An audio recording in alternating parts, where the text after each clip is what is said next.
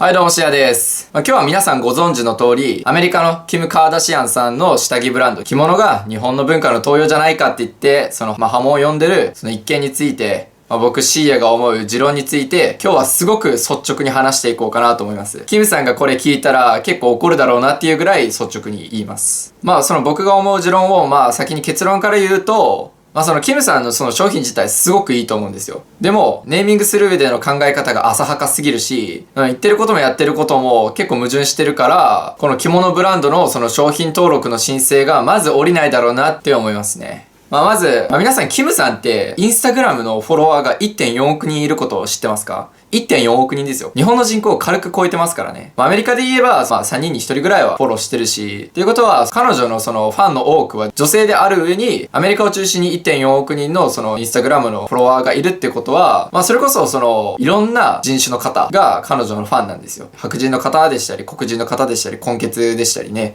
そういった肌が違えば、例えばその肌によって典型的な、よくありがちな体型って違うじゃないですか。例えば白人の方だったら、すごくスッてしてる人も多くて、でも黒人の方だったらすごくヒップが大きめで、みたいな。っていうのもあったりするじゃないですか。そういう特徴的な意味でね。で、そういったそのファンが多いことから、自分のファンに寄り添って、いろんな肌の色をした人のために、その体型した人のために、バリエーションの多いその下着を提供しようっていうことで、15年間補助下着の開発に情熱を注いでこられたと思うんですけど、その15年もその下着の開発にね、携わってくるっていうことは、相当なファンに対するその思い入れでしたり、そのファンのためっていうのをすごく思ってるって思うんですよね。だから、その商品自体っていうのは、ファンからしたらすごく欲しいものだと思いますし、だから商品自体はすごくいいと思うんですよ。ただ、ネーミングが自分のファンの中にいるマイノリティを軽視しすぎてるのかなっていうのは思いますね。っていうか、自分のファンに売れればいいなっていう考え方がすごくあるんじゃないかなとは思います。っていうのも、そのキムさんの場合、自分が開発したね、その商品を売るってなったら、やっぱその商品名に自分の名前使うのがセオリーじゃないですか。だってインスタグラムのフォロワーが 1.4 億人もいるんですよ。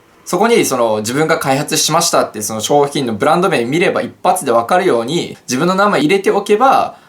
これキムさんのだって、キムさんが作ったやつだって誰でもわかりますし、そういった思考っていうのがあって、着物っていうKIM、キムを取ったその名前にしてるって思うんですけど、ただ、日本に対する配慮がもう欠落してますし、彼女がやってることって、要は文化の盗用じゃないですか。彼女曰く日本が好きらしいんですよ。日本に対する思い入れがあるから、自分のキムと日本の着物を掛け合わせて着物にしたんだっていう風に、日本に対する愛を語るかのように、そういう風な説明をされてるんですけど、もしその商品登録が降りれば、でもただの文化の盗用でしかないんですよね。キムさんが言ってるのが、私は日本の文化における着物の重要性を理解しており、深い尊敬を持っていますと。コメントされてるんですよ。にもかかわらずブランドが日本の伝統的な衣類に似てるそのブレに当たる商品をデザインしたり発表したりすることはないという風に言われたんですよ。もう矛盾がそこで生まれてるんですよね。アメリカではその着物っていうのはその人種的には例えば白人黒人の方からしたらとか混血の方からしたらそこまでメジャーではないじゃないですか。でも知られてはいるんですけど、その文化的にはもともとは日本のものだし、そういったものでその認知っていうのはされてるんですけど、その日本の文化をもうそこで盗用してることじゃないですか。例えばそれでもし商品登録が可決されたらアメリカでは着物って言えばもう日本の着物ではなくてキムさんが作ったその補助下着のブランド名がその一般的になるし、しかも日本の元々のその着物っていう商品がアメリカではもう売れなくなるんで、着物っていう元々の語源っていうのがアメリカではもう失われて文化が盗用されることになるんですけど、なんでそこがすごく問題なんですけど、でよく言われますけど、でも僕はね、この着物っていうブランド名が商品登録の許可が下りるとは思わないんですよね。なんでかって言ったら、アメリカでもその一般的な名詞っていうのは商品登録できないじゃないですか。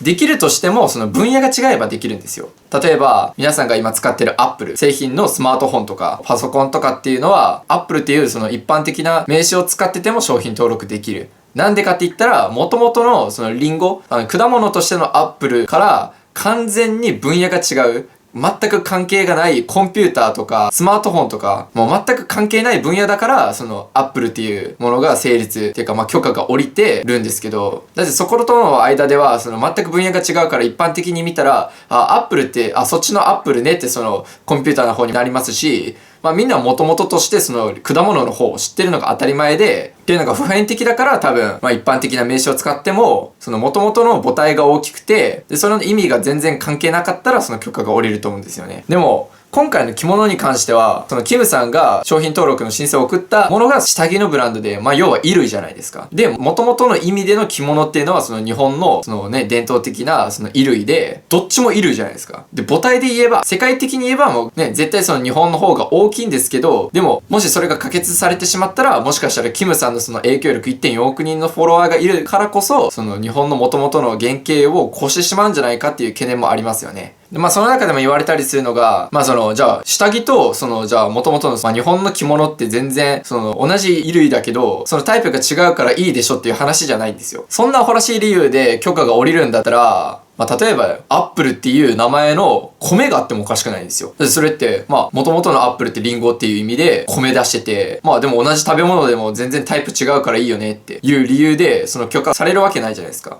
言ってることは要は一緒なんですよ。その一般的な知識がある人からしたら、アップルっていう名前の米が発売されて、何これアップルって名前の米なのって。全然アップル、そのリンゴの味しないし、ただの米じゃんって言われてるうちはまだ大丈夫なんですよ。だからその一番怖いのはアップルっていう名の米が浸透しすぎて果物のそのアップルを食べた人があれこれ全然米の味しないじゃんって言ってしまったらやばいんですよ。そんなだったら農家の人たちまたブチギレてまた米騒動を起こしますよ。そんなこと考えたら一発でわかるじゃないですか。すぐわかるじゃないですか。まあ、キムさん曰くね、自分のブランド力を使いたいから、その商品名に、ブランド名に自分の名前、キムを入れたいけど、なんで着物じゃないといけないのかっていうのがね、全然意味わかんないですよね。まあ、その名前使いたいんだけだったら別にキムチでもいいわけじゃん。ね。キムチの方がよりしっくりくるよ。キムチっていう名前のその下着のブランドでも良かったはずなのになんで着物なのっていう。まあそれこそその日本に対する愛着っていうのがね、あるからっていう理由もあったのかもしれないですけど、日本人からしたらただの迷惑でしかないんですよね。うん。まあやるならね、キムを使ってそうやって売りたいんだったらね、まあね、そう日本が好きだったら着物じゃなくて、キムのものぐらいにしとってくださいって感じですよ。もうキムのものみたいなね、ちょっと着物っぽくやっとってくださいって感じですよ。まあ僕はね、あんまり着物文化っていうのがなくなることはまずはないと思いますし、うん。